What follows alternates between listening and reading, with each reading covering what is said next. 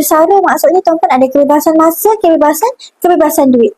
Boleh buat apa yang kita suka, tak perlu kerja tapi ada duit setiap bulan. Sebab itu kita kena tahu nak bersara dengan bermaruah berapa kita perlukan.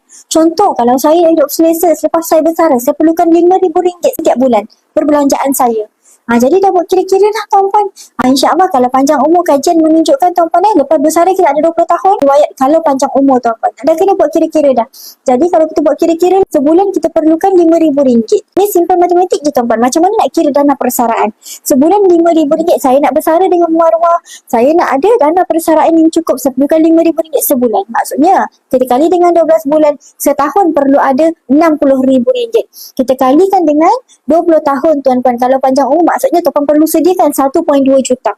Siapa yang nak bersara dengan selesa dengan modal sekitar RM5,000 sebulan, tuan perlu sediakan sekitar 1.2 juta ringgit.